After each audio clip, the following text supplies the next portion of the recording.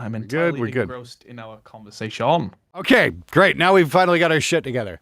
We've got 155 viewers out there. Hey guys, before we get started, just give us a thumbs up, a like, because we finally got the goddamn thing working correctly. And yeah, let's go from there. I'm definitely gonna have to edit this thing once it gets fucking restreamed, because I think there was a screen up that shouldn't have been. I don't know. What? No, the password's hidden, so I don't think they can get me there. So that's good. But still, it's like, I didn't realize it was gonna. I thought it was just gonna use, when window capture. I thought it was going to capture that tab of that window, not whatever. Holy shit! I'm just noticing you've got a giant mixer behind you. What is that?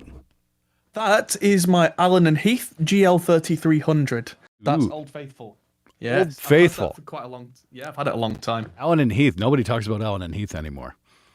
Maybe it's one of those country things, because they're, like regional things, because they're everywhere in the UK. Okay. Like all the live sound guys used to use Allen and Heath. A lot of them have gone digital now, but yeah, it's very common. Like we said a few days ago, if you want to find a Marshall in the UK, you practically tripping over them. You want to find a Mesa, good luck. Okay, fair enough. Yeah. It's like if you want to find a trainer amp, for example, in this country, not happening. Sure. Okay, yeah. Whereas, they're a dime a dozen in Canada. Right. Yeah. So there we go. Hey guys. Oh shit. Can somebody?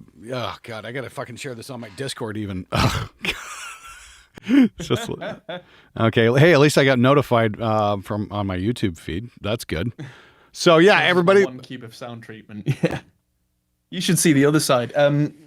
While Glenn tweets that, I'll tell you a little about this live room. Actually, this design in here, we built this entire studio. Like brick, floating walls, everything. Wow. The design, yeah. So it's all floating floors, floating ceilings, floating walls. But we designed the control room to be what's called live end, dead end. So which is a bad way to do things. Yeah? Oh yeah. You don't want to do live end, dead end. Yeah, it's like that's kind of a mistake, to be honest with you. How so? Because it doesn't give you an accurate representation of what's going on. My first studio was live end, dead end, and it just caused me all kinds of problems with my low end. Okay. It's like you talk to John Sayers about that. If you've ever hung out on the John Sayers Studio Design Forum, he'll tell you he will give you a much better versed version of why live end, dead end is a bad idea. Well, it's not fully live end, dead end. The low end is treated quite differently. Because, like I said, this is all floating walls, floating ceilings. We've got about 50 dB of noise reduction between this and the next room. It's insane. Wonderful. That's far. Yeah. That is insane. But the low end is all controlled because we're underground here in this studio, so it's earth as far as you can see in most directions. So the low end is actually quite well controlled. The high end was the issue. And this camera's at my side, so that the foam that you can see right behind me is for my left ear. There's some foam behind the camera for my right ear, little above me, and some right in front of me in the key points for first reflections. I'm a real nerd. You can probably tell. Mm-hmm. Nothing wrong with that. Lots of us nerds. That is for sure. So yeah, we want to talk. I'm just tweeting here. Hold on. Sure. Live, and, not live. Glenn just released a video about having unboxing the ML1 and the ML2. I'm using an ML1 right now. Oh, okay. But I'm using it in a really kind of weird way that I've got the mic emulation and everything running, then going through Discord. So you're probably losing most of the benefit, but yeah, hey, it's good fun. And using audio filters through OBS rather than actually doing it through Reaper, which is what I normally do. You might be able to see it on my screen just on the camera there. I've got the virtual mic and compressor gate and everything going on. Cool. All right, so let's talk about Reaper here, man, because you've got the oh my god, you got a Slate Raven? No, it's funny how many people say to talk about fucking Reaper. It's like, ooh, toys. The dream is to have a Slate Raven, but currently, Reaper support is upcoming, so when it does, I might make the move. Right now, this is just a 40-inch TV that I got on Black Friday. Okay, I went to AES there in New York, and Dell has like a fucking like 32-inch touchscreen monitor that was very impressive. It was multi-touch. I'm like, ooh, nice. that's pretty badass. Yeah. And they've got like this weird widget you can put on it and like use it as a controller. It's really fucking bizarre, but it was really cool. Okay, so anyway, yeah, let's get on topic of Reaper here. So, like I said, apparently we've got this massive Reaper audience, and you've got this fucking lesson. So now here's a few questions I've noticed that have come up, especially from some of the new guys. Here's a question I want to know an answer to. Sure. You talk about setting up a session and whatnot. Do you do anything about actually hooking up your sound card and dealing with latency and any of that shit? Do I do all the latency stuff? Yeah. In that video? No, do you explain in the video? I do. I think it's the third part of the course because there's basic actual software installation. Then I talk about interfaces and how latency is important. So you show how to install it and everything. Literally right from the ground up, yeah. So like finding where it is on the website to download, like little steps all the way through to the crazy stuff. But we start small, we start basic. Oh, that's fucking amazing. Okay, that's great because that seems to be a big recurring theme I get, especially from a lot of the new guys. It's like, hey, I hooked up my sound card and it doesn't fucking work, or I'm getting pops and crackles and that kind of stuff. So I just want to know if the Ultimate Reaper Guide, takes that into account and takes the time to explain all that stuff. The one that I get all the time is I've installed Reaper, I've got my sound card plugged in. Why am I not hearing anything? And it turns out they've still got their headphones plugged into the laptop output, or just the back of the computer. Okay. Not expecting that you have to then have the sound come out the sound card. Sounds so obvious to us. Sure. But it's not the interface isn't like an outboard processor. It is actually the thing that makes the sound, right? Metal Nonsense is asking, do we need a sound card for recording? I mean, like we use GTX or Radeon for playing. Yes. Well, yeah. You can get away with your onboard sound, but it's not going to be very good because of, converters and, electric isolation and that kind of stuff. It's not going to be a very clean source, and you're going to wind up with what you would call a tainted source, and you're just going to spend more time fixing than you are going to be recording. Fortunately, you can get interfaces for very cheap and that are extremely high quality. I will shout out the forbidden B word here, and that is Behringer, because the cheap series of Behringer interfaces are fucking outstanding in terms of drivers and sound quality. Because I got one of the UMC Behringers, and on their website it didn't even have any drivers, so I might have just really looked out and picked the wrong one. Yeah, well, I got like a UMC 204, and I just shot out 5 interfaces actually. And the 204, I think, was my second favorite next to the Audient ID4. Right, great. Because I think I've got a 202 lying around somewhere, and there isn't even a driver for it, which maybe, like I say, I just maybe you missed it. There, because I found Behringer's driver support to be outstanding, believe it or not. Like their drivers were spot on. Right. Yeah. I'll dig. Music Addicts is saying Behringer UMC 404. Okay, that's what it was. 404, right. Yep. So yeah, somewhere around here I've got the other one. But are you Mac or PC based, by the way? I am PC based. Fantastic. Okay, so that's a great reason to get the lesson, because installing audio software and hardware onto a PC can be a little dodgy, as you Brits say. It can be a bit of an experience. So if you take the time in your lesson to lay it all out for everybody, yes, that's a really cool thing, because it can be a little overwhelming. And I will say this: one thing that Mac's got PC beat on is just plug in your sound card and it fucking works. Yeah. Well, there is that. I mean, the core audio on Mac is really decent, but even then, I do find that certain interfaces, if you don't go to their website and install their drivers, it does work, but it doesn't work nearly as well as it would if you went out of your way to get the latest and greatest specific driver. Okay, that makes sense. Sure. But on PC, it's pretty much that or nothing. So, yeah. And then you get the questions like, what's ACO? But then what's this MME thing? What's this kernel? Right, exactly. And for for my use anyway. I mean, like I use ACO on PC just exclusively. I don't fuck around with anything else. How about you? Sorry, say again. On the PC, when it comes to driver choice for audio, I use ACO, audio system in out. Oh yeah, I've never used anything other than ACO. I mean, Exactly. sometimes if I'm out in the wild and I don't actually have a sound card, there are like ACO substitutes you can use.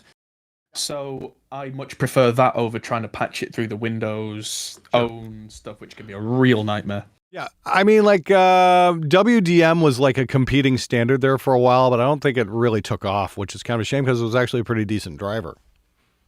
Yeah, it just didn't get the support, I suppose, especially when ACO already existed and was already better. I suppose when you're a developer, you go, well, there's already this good thing.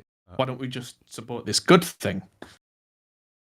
Daniel Porter asks, am I doing reviews of the Midas outboard preamp? No, but I am doing a review of the Midas compressor.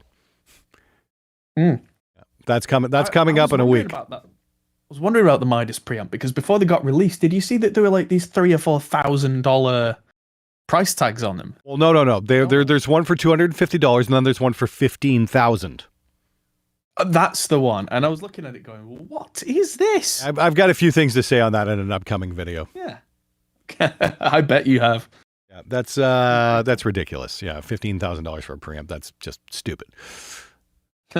Anyway, okay, so yeah, back on the Reaper thing. So it's like, so what we did was we held the sale over for a couple days because it's just been so popular. Like it was supposed to end, I don't know, what was it, Friday night? And I got a lot of emails saying, hey, we still want to get this thing. Hey, still want to get this thing. So we've extended it over the weekend. So if you want to get it now. The link is in the video description and it's freaking awesome. It's a 9-hour lesson and apparently it really lays out some of the basics for you too, which is great. Yes. So there's all sorts of questions. I can see one in chat. Can you talk about the proper way to set up headphone mixes for artists? Ooh, that's always a pain in the ass. It's one thing I hate doing more than anything. But you know what? In Reaper, you can set things up in a certain way, and this is the way I do it, which is a real smart-ass kind of way. I've got a template that I've made, so I don't need to do it again. But it's got like drum group, bass group, all the different groups with empty tracks in, so that I can mix as you want. But then they all go pre-fader sends to these outputs for the headphones, and there's inbuilt remote control and web control apps in Reaper now. So with separate laptops or phones or iPads, the guys in the band can actually have a tablet or phone in front of them where they can change their own levels without asking. And that means they can all just do that, and I'm not every 10 seconds getting, can I have more snare in my headphones? Or that kind of thing. They can literally just reach over and whoop, and I don't have to then spend half the session doing that. And it saves so much effort once it's ready. Sure. Yeah, that's great. Music Addicts. This is Jonas, one of the mods from my Discord. And if you guys haven't joined my Discord, please do. It's pretty fucking cool. Actually, Jonas, hey, I want you to put a Reaper group up in Discord, man. When you get a minute, I think that'd be cool. I think we're gonna call it the Reaper Crew. Very, very Sons of Anarchy. Anyway, is there a way for me to save my template so that every time I open up, I will have tracks ready, armed with the plugins, and ready to just record? Yes, there is. There is a Reaper templates function. I use it all the time, especially for tracking drums and that kind of stuff. Do you explain templates in your lesson? Yes, I do. And the fact that there's different types of templates as well. There's whole project templates, but then there's track templates. I personally, my workflow, find that track templates work for me more often. Track templates? What's that? Yeah. When is that? When did that happen? So that's been there since at least Reaper 4. Of course it has. But it's one of those little features where, say, I've got an entire drum routing and everything, I can save those as a track template and then just go to insert track template, drums, and it'll just drop them in without me having to open another project. Which means that then I can, say if you've got some clever routing or something on your guitars and you've got folders or whatever, you can just insert that over and over and over and over for each guitar as you go, and you can go, oh, right, okay, there's another guitar part going in here, insert track template, click. Interesting. I like this. Okay. Now this is the thing. I've been using Reaper here on the show for about 4 or 5 years now, and like I said, I got a feeling I'm probably missing out on some really cool stuff. So it's like I need to sit down with your lesson as well. A lot of guys have been telling me that they've been using Reaper and they've gone through your lesson. They're like, holy shit, I didn't know I could do that, or holy shit, this is really cool. So that's pretty cool. Okay, that's something I want to check out. Now, what I use are like when I really get a great mix and I want to spread something across. Multiple songs in a project. Like if I'm doing an album or something like that, if I come up with a really great mix, I'll do like SWS snapshots. Yes. And those are fucking fantastic as well. Yeah, I do mention that in the course. I'm just getting into using SWS myself, actually. Okay. Because I spent the longest time trying to get as much out of just core stock Reaper as possible. Sure. Then people have been saying to me, oh, you should get the SWS stuff. It does this, it does that. And then I'm looking at it going, oh, okay, I could do it that way. And snapshots is the thing that I've really taken away. Yeah, snapshots is great. I mean, like that's the thing. If I've got a certain section, like say I get the guitar sounding really great, I can just snapshot those particular mix settings and then import them into another mix, and bam, away we go. And it's fucking great. One thing I was messing around with the other night, I started looking at this. I started doing a little research. Was the JSFX plugins? Oh yes. Have you played with any of those? Yeah, I use loads of them. There's some very clever little JS plugins which. For anyone who doesn't know the JS plugin, they're actually they're not like fully fleshed out graphical things. They're almost like home coding things. There's an edit button on the JSFX, and you can see the code running in the background. And so, if you're really, really nerdy, you can actually change the code yourself. I stay away from that because I'm trying to focus on the music. But if that's your thing, you can really dive into that. And some of them are really simple but really effective. There's one that I use on, like, if I've got a single acoustic guitar that, for example, that I want to sound all stereo-y. There's one called pseudo stereo, and just with a slider, it magically does this comb effect thing, and also puts a 20 millisecond delay on one side. Ooh. So between them, it sounds really big in stereo. The mono compatibility goes all to hell, but like if it's supposed to be a backing instrument or whatever. I think it gives it a real kind of clever, big stereo fake thing that I actually use that on backing vocals quite a lot as well. Just if I've been sent a single backing vocal and I want it to pop on the sides, I leave it center panned and put that pseudo stereo thing on. And the CPU usage on it is almost nothing. So there's some very clever little things in there. That's kind of awesome. What was I saying? There's a new one with an actual graphic EQ or a graphic display, and it's an equalizer. It looks a lot like the Pro, not the like the Pro Q from who the hell am I? Is the company? They do the Pro MB. Fab filter. Yeah, it looks a lot like the Fab filter stuff, except this is like home coded, equalizer. It's beautiful. It's called REQ. REEQ or something like that. I can't fucking remember. But I would definitely recommend checking that out because it'll drop right into your channel strip on version 6. Oh, that's one of my go-tos. That's a VST. That's Reaper's own EQ. That's amazing. No. This is not a VST. This is a JS plugin. I'm not talking RIA EQ. I'm talking REQ.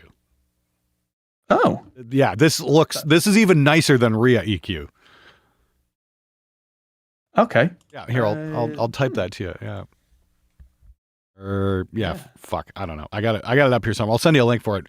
It's definitely worth investigating. Like I said, it really reminded me of the Fab Filter stuff, and it's just beautiful. And I'm like, come on, I can't believe they're giving this away. This was just like a labor of love. There's some stuff in there that really is just given away. It's crazy. Yeah. Are you using like the default skin these days? What are you doing? Because I'm really impressed with Reaper 6's look. Oh, you can change so much, but I'm almost stubborn in a way that I insist on using the default because in my mind it's like, well, they've spent all this effort designing the default to be the most, user intuitive, whatever.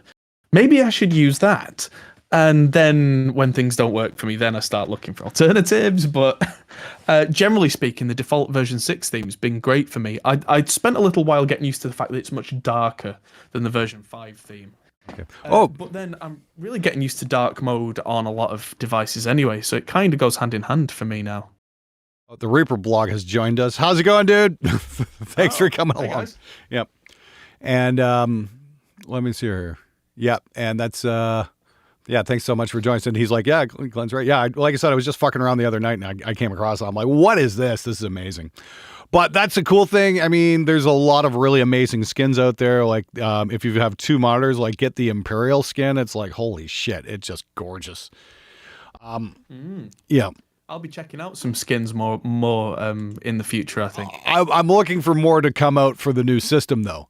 And just here to fact check. I'm looking, it's like there's only a few out for version 6 at this point, but, from what I've seen, it's pretty amazing. Like I said, I just love the whole reconfigurability of it. That's just makes things great. Like you can set up to work the way you work, and that's what I really like. Yeah, it's very clever. As far as I'm aware, you can still use some of the older themes as well, but you don't get the kind of cool new functionality in there. Exactly. Yeah, like I can pull up like Fusion Beta, which is what I worked with for ages, and it still works. But yeah, you can't like drop any of the GUI shit into it or anything. So that kind of bites. But whatever. It's like hopefully somebody will update it. The theme adjuster is very clever with version 6's default theme. Like, let's say you really like the default theme, but like on the normal tracking view, all the volume that used to be sliders way back in the day, faders, is now a knob. And if you're like, well, that's the only reason I don't want to use that, you can change it. You can just change it on a click of a button, and suddenly it's a fader again. Little things like that. Cyber Mojo Man asks, what version of Reaper is this geared for? So this is a Reaper 6 course. I started filming this a week before Reaper 6 actually was released. There is a special secret website where you can get like early releases, but you shouldn't use those because it could crash because it's not actually, it's any beta software. Yeah. But I had heard that Reaper 6 was coming out before I started filming. Okay. And so I was like, right, okay, well I'm going to get this, I'm going to learn what's new, and then we'll go from there so that it's as fresh and as relevant as it can be. Right on. Okay, we got another question. Purchased on Friday. Awesome. Once DL date is reached, will I be able to access course on website after that date? Yes, you will. If you're streaming the course, yes, you'll have access to that. Of course, there's no question. So yes. So don't be afraid to get the course because it's fucking awesome. And Adam just absolutely killed it on this one. And it's going to be on sale till end of tonight. So if you're really curious, grab it now. Yeah, not only is the actual course going to be available indefinitely, but with all this conversation that's been going on around the course, some questions have been asked that I don't think were made clear in little parts of the course, and we're adding those on to the course. So as time goes on, the course is going to expand and have more and more. So I'm going to add some viewers' questions sections and really make sure that everything is covered. Yeah, and here's the thing. Like I said, Adam and I were discussing this earlier. And, I've just kind of used Reaper as a way to get work done. I've never done too much Reaper-specific content on the channel here, if any. It's just the platform I work on. But it turns out there's a whole shit ton of you guys who are using Reaper. And I'm like, oh, wow, that's different. Okay, I didn't expect that. So I'm going to be doing like weekly Reaper tutorials, just little snippet things like 5-minute videos. Like, hey, here's how to do this thing. Or did you check out this cool feature? That kind of shit. And so that's going to be a regular thing. And hopefully Adam's going to be a regular on the show as well, because it's a real pleasure to have you here. And I really dig your insight. So we should do like a spot, a regular spot called Picking Adam's Brain. What do you think? 6 episodes in, I'll have no brain left. There we go. Hey, go hang out with Henning Pauly. That will definitely happen. Oh shit. Oh, Glenn, you're the reason I use Reaper. Wow. Okay. Well, and this is the thing. Adam was explaining this, like I think in an episode we did there not too long ago. The reason why Reaper's so cheap isn't because it's non-functional or because whatever. No, the real reason Reaper is so cheap is because they really don't need the money that badly. Yeah. The Reaper guys are the guys who wrote Winamp back in the 90s, and everybody used Winamp. I've still got a copy of Winamp on my laptop. It's great. Somebody needs to update the skin so it'll scale for a 4K display, but whatever. But Winamp was great. But the thing with Winamp was AOL bought it for a metric fuck ton of money. And I don't know exactly what they paid, but I know AOL paid a lot of money for MySpace. AOL paid a lot of money for Maps.com. And I guarantee they paid a lot of money for Winamp as well. So when the Winamp guys got all that money, they said, "Hey, let's make a DAW, and let's make a DAW for everybody. Let's make it so everybody can record, and let's make it affordable. It'll have all the same functionality as everything else, but let's make it $60." And that is exactly what they did. Yeah, and I suppose Reaper really whips the llama's ass. Yes. Oh wow! Someone in chat just said 95 mil. I don't know what currency that would be. Maybe US dollars. Probably US, I would think. Yeah. So they really don't need the money, but hey, they want to do it, and that's the most impressive thing to me, is that they're doing it for the right reasons. Yeah. I mean, there are so many other DAWs out there where you need to be accredited in this, and it's they are good pieces of software, and I'm not going to say they're not, but sometimes you do wonder if some of the other pieces of software have some real self-aggrandized sense of self-importance. I would think so. Oh, we're this, we're that, yeah. And install a suit on Linux in 5 minutes, break out the CC. Okay, I have no idea what the fuck that is, but you're talking a completely different language, Linux. Okay. Yeah, I a while back installed Reaper on a little Raspberry Pi, if you know those little things. Oh, no shit. Card size.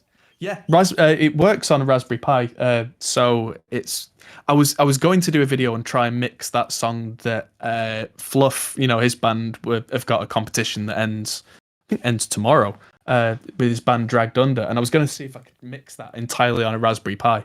Wow. Unfortunately, it wasn't quite powerful enough to do all the routing and that kind of stuff, but hey, the Raspberry Pi 4 is more powerful, and hopefully the next version, I'll be able to do that and really go hey, you can mix on this $40 little thing that runs off USB power.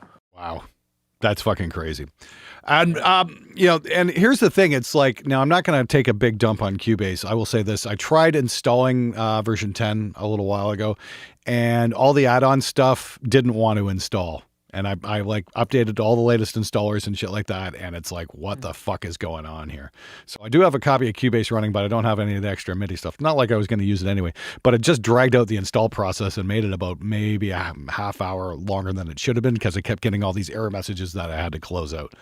What a fucking pain in the ass. How long does it take to install Reaper? 60 seconds, if seconds. That? Yeah. No word of a lie, I did a stream yesterday or the day before, and there was a new version of Reaper had come out, 6.10, because I was on 6.09. And 2 minutes before I went live on stream, I downloaded it, updated it, opened it, go. And it's that quick. And that's why I keep pace with all the new updates, because it's that quick that it's not getting in the way. I used to run Cubase, and when I was updating Cubase, you set half a day aside. Yeah, you really do. It's a little bloated. And that's one thing. Again, that's kind of the Reaper advantage. It's just fucking install, go, get to work. Yeah. You don't have to fucking sit there and set aside, half. Yeah, exactly. You don't have to set aside half your fucking day just to mix something. Yeah. Oh, I do really like the crazy. I do really like the interface on Cubase. I'm not gonna lie. I mean, it's pretty handy. But then again, somebody showed me what you could do with Reaper and set it up kind of to be the same way, and I'm like, oh, that's kind of fucking awesome, actually. I think that's a big selling point of Reaper. That's what got me into it. Is that you can make it behave like Cubase. You can make it behave like Pro Tools. You can make it behave like Logic, in a lot of ways. There's a hidden thing which I found recently where next to each track you can actually put a little picture in next to each track of whether it's a guitar or a bass. Very Logic like, where you can actually visually see. Okay. Which it's not my thing, but the fact that it was there and just an option, I was like, I wonder who that's for.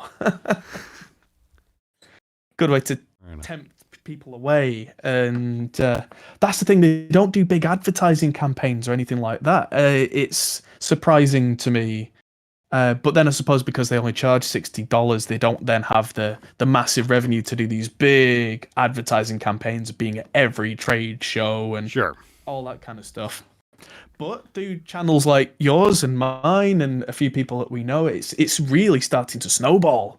Yeah, like I said, seen it. I'm just shocked by the response we've been getting. Like I said to your course, I'm like, okay, wow, that's pretty fucking amazing.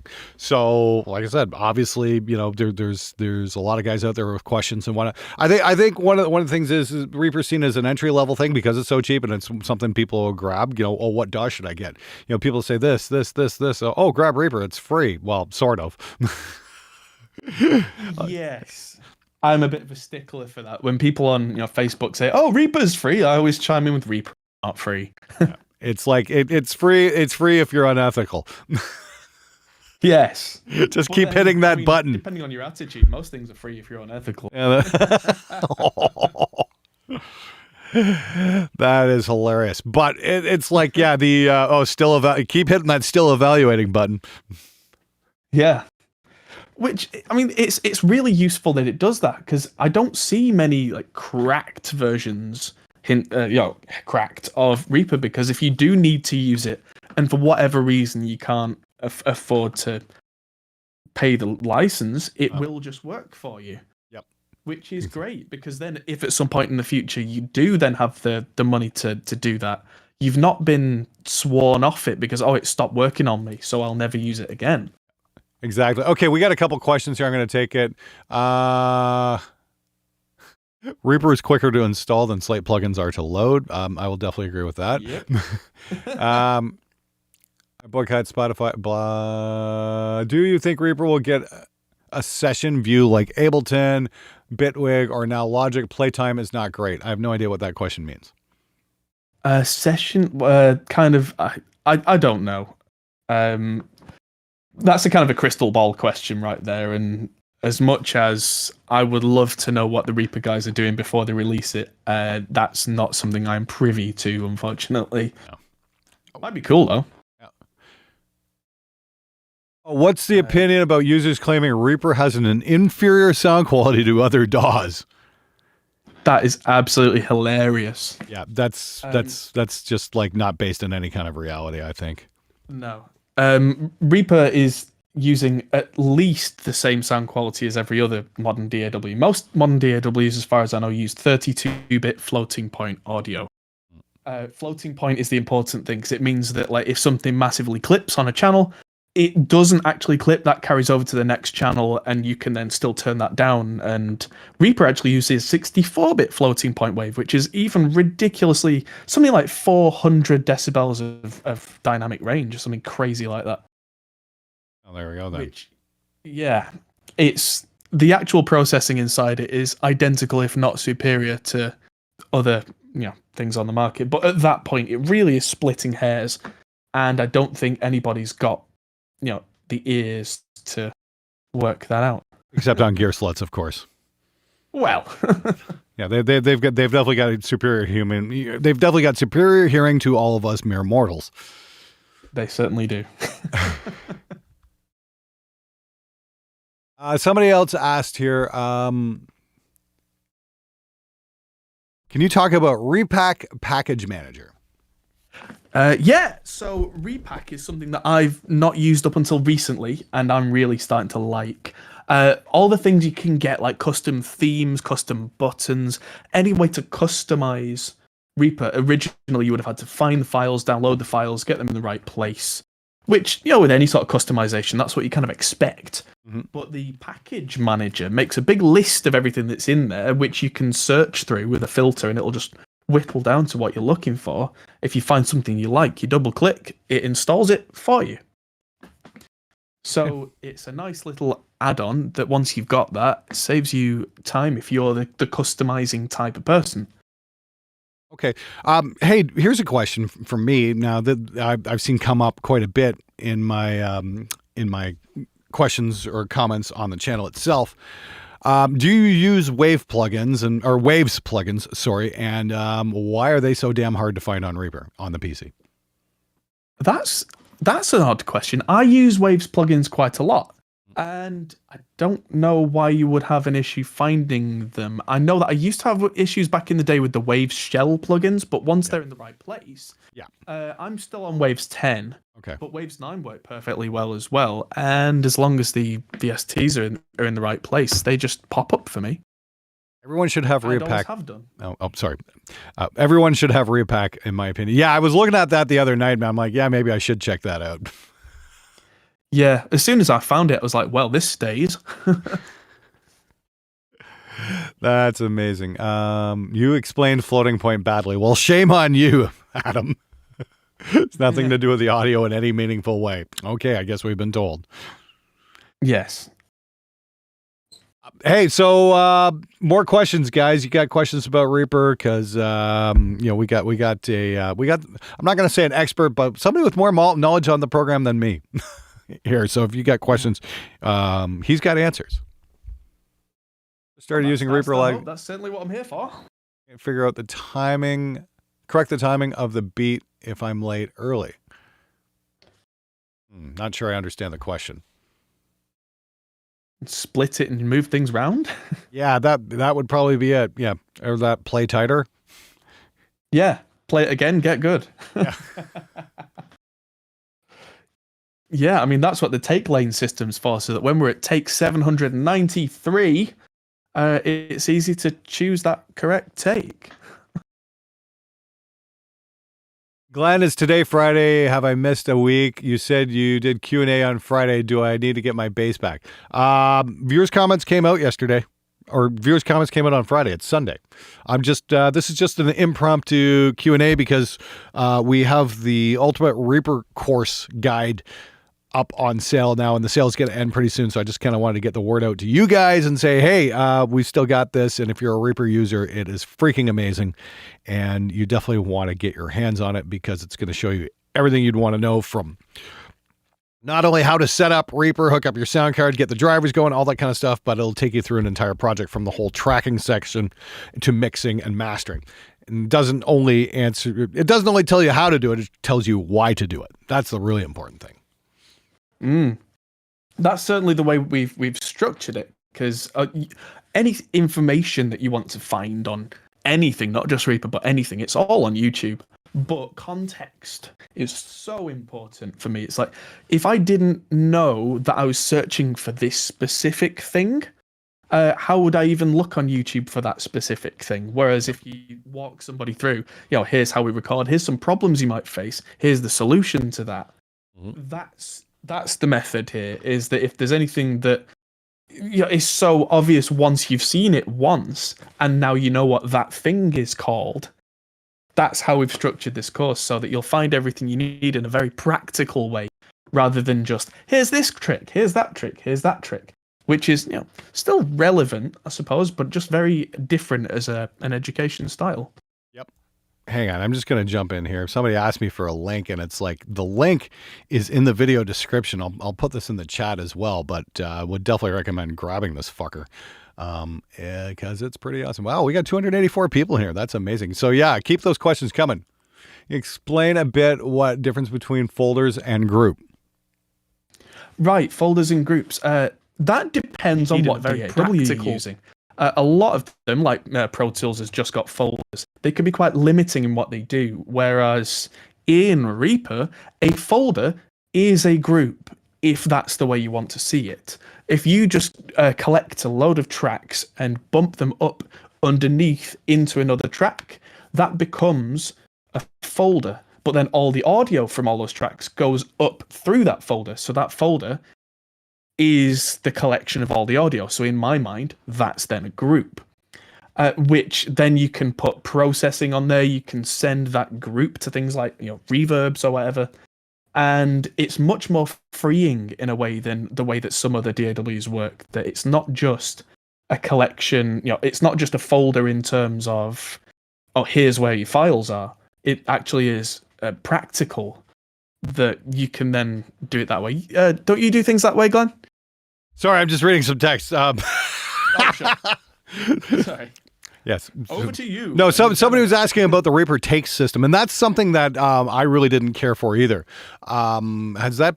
It's like I don't like how it does some of the takes. I'm just kind of like, so I use just basically tape mode and do it that way now. I come from Saw Studio Land where you could actually stack 8 tracks on top of each other, and then you have your number keys and you can just swap them out, which was an amazing way of doing it. And I kind of missed that. I really wish Reaper could do something like that. That's my only thing I don't like about it. Interesting. I swear by the take system, but I did customize it a little. Okay. That I've taken away there's an annoying thing where it shows empty take lanes and can really get messy that way. Sure. I've turned that off. Oh. So that I only ever see audio on there and I don't get those horrible empty take lanes. Okay. So that's a big deal. And then there's an extra tick button, I think, when the track gets too small, it hides the other takes, so you just see one wave file unless you really expand it. Okay, cool. So that's the way that I work, so that when a track's done and all the takes have been chosen, I can then make it kind of small and it just looks like one wave file, so it seems like business as usual. But then I can open that up and dive in and still pick out all the little take bits. Sure. It's just the way that I like to work. Okay, that totally makes sense. It's like maybe it's something I need to reinvestigate. And again, I just I like the tape mode. It's very simple, and that's pretty cool. Here's a good thing. What's the difference between groups and VCAs? Oh boy. So, a VCA is a way of controlling things like volumes kind of from a distance, from afar, and you can do some very clever things with that you can have a VCA linked to more than one track, so you can turn up and down volumes remotely using just a couple of faders. Mm-hmm. It's not the way that I like to work. I like to work with folders because a folder is more of a kind of a catch-all, and it's everything that is in that folder is then affected by the volume and processing of that folder, but also so a volumes, everything inside. So a VCA is just for volume faders and whatnot, not your effect sense and all the rest of that crap. Okay. Yeah, as far as I know, if someone's found other clever ways of doing it, I'm all ears because I like to learn new things. But okay, that's pretty cool. VCAs coming in, but by that time I was quite entrenched in working with folders, so it's a thing that I saw and went, "Oh, that's cool," and then kind of moved on. Yeah, well, there you go. I mean, I really like the folder system as well. It's pretty cool. So your VCA, that's some sort of when you see just pull the fader. Yeah, voltage controlled amplitude, which of course it's not actual voltage when it's all virtual, but that's the idea behind it, is that you can use one control to affect multiple controls. Okay, somebody asked, hey, I am using piano MIDI on Reaper and some of the notes are not playing. I am very new to this, 3 days. Do you have any advice? Thanks and cheers from France. I would start by opening up the MIDI editor on that and having a look at what's happening. If some notes aren't sounding, that could be the piano that you're using, the piano VST might be set to not pick up small MIDI signals. It could be that your controller isn't actually registering the hits. The easiest way to know is record a little bit and examine that, because all the velocities, how hard that is hit, is shown with different colors, and it goes from green to red. So green being the quietest, I think it's now blue is ultra quiet, but they're in there. But then red is the loudest, and you can see all the velocities. And then there are things that may be affecting it, like your controller might be sending aftertouch. All those kind of things are, you can see all those in the MIDI editor at the bottom as well. Cool. All right, just somebody sent us some money here, so thank you very much for that. Sean, just quick, have you ever recorded Marshall Super Jubilee? Because I have not. I have. Oh, you're English. Yeah, like I was saying this to Glenn earlier, that in the UK, Marshalls are so common. I've recorded I think it was a 2550. The one that you could do 25 or 50 watts. And in 50 watts, they're a bright amp. Very searing, very bright. Hair metal a go-go.